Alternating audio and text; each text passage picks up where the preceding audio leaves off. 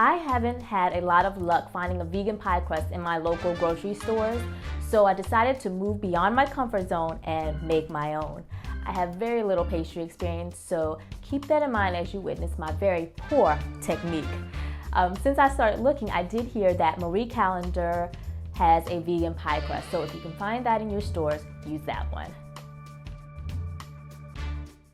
I'm using Crisco butter flavored shortening sticks as well as their recipe off their website. You need a half of a stick and you'll want to cut it into smaller pieces. Put it in the freezer for about 10 to 15 minutes so it can chill. I also have a glass of water in the freezer so it can get really cold as well.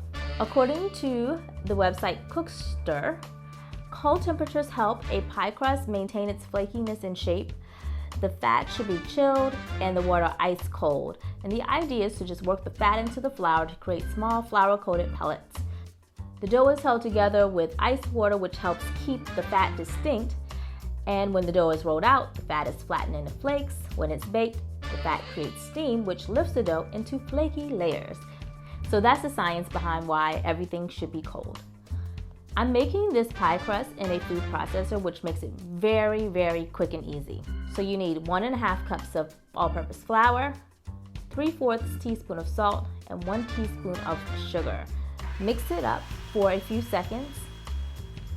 Then you're going to add your shortening. Toast the food processor until you get pea-sized pieces of flour-coated shortening, which will look something like this.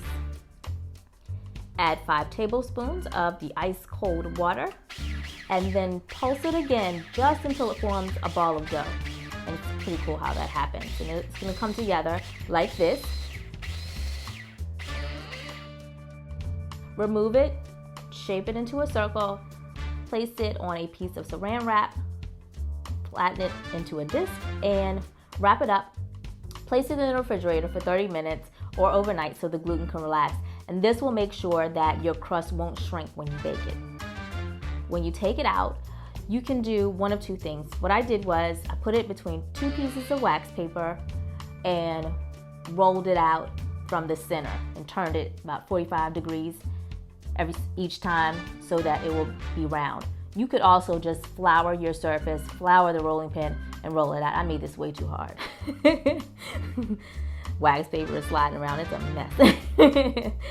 So then you want to get it onto your pie plate.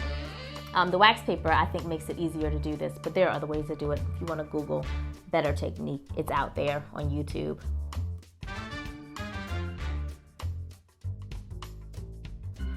Tuck in the edges and crimp them. This is a rustic look. Poke holes in the bottom so steam will escape and you won't have air bubbles. Now it's ready for your filling. Thanks for watching Vegan Cooking with Love.